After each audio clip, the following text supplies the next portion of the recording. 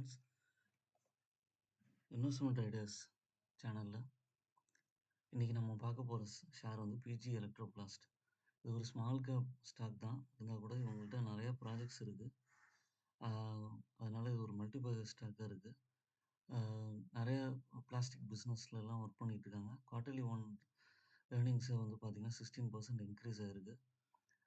அது all time ஹையான 466 வரைக்கும் போயிருக்குது. இதோட நெட் ப்ராஃபிட் வந்து 151.2% வந்து இன்க்ரீஸ் ஆகிருக்கு. லாஸ்ட் டைம் வந்து Q1 ஃபினான்ஷியல் ரிசல்ட்டில் 33.81 crores தான் இருந்தது. ஆனால் இப்போ வந்து 84.93 crores இன்க்ரீஸ் ஆகிருக்கு. ஆப்ரேட்டிங் ரெவன்யூ வந்து பார்த்திங்கன்னா 1320 கோடியாக வந்து இன்க்ரீஸ் ஆகிருக்கு. இது இயர் ஆன் இயர்னில் பார்த்திங்கன்னா 94.9%. எபிடிட்டா வந்து 134.52 crores இருக்குது. Q1 FY24 67 crores தான் இருந்தது. அதுக்கப்புறம் பிஸ்னஸ் கான்ட்ரிபியூஷன் வந்து 70% ஆஃப் டோட்டல் ரெவன்யூ வந்து பண்ணிக்கிறாங்க அவங்க. ரிட்டர்ன் ஆன் ஈக்விட்டி வந்து 24% இருக்குது. ரிட்டர்ன் ஆன் ROC வந்து 28% இருக்குது. இவங்களுக்கு வந்து நியூ ஆப்பர்ச்சுனிட்டி இருக்குது. நிறைய கெப்பாசிட்டி எக்ஸ்பெண்டிச்சர் பண்ணுறாங்க. இன்ஃப்ராஸ்ட்ரக்சர் வந்து நிறையாவே பில்ட் பண்ணியிருக்காங்க பிளாஸ்டிக் பிஸ்னஸில். அதனால தான் அவரோட எம்டி வந்து விகாஸ் குப்தாவும் வந்து கான்ஃபிடென்ஷியலாக இருக்காங்க.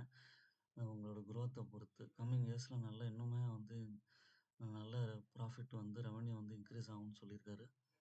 அதுக்கப்புறம் பார்த்திங்கன்னா இவங்களோட நியூ கிளைண்ட்ஸ் வந்திருக்காங்க. அதே மாதிரி பிஸ்னஸ் இன்வெஸ்ட்மெண்ட்டில் நியூ கெப்பாசிட்டிஸ் வந்து இன்க்ரீஸ் பண்ணியிருக்காங்க. டியூரபிள் பிளாஸ்டிக் அக்ராஸ் இந்தியா பண்ணுறது தான் அதுக்கு காரணம்.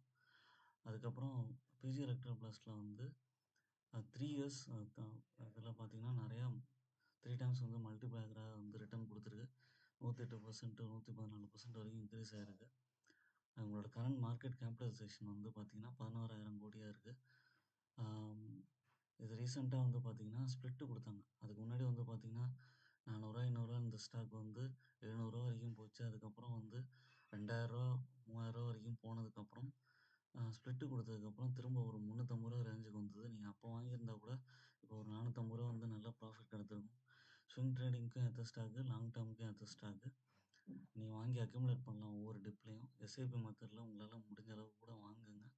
ப்ரொமோட்டர் ஹோல்டிங் நல்லாவே இன்க்ரீஸ் ஆகிருக்கு. லாங் டேர்முக்கு ஏற்ற ஸ்டாக்கு.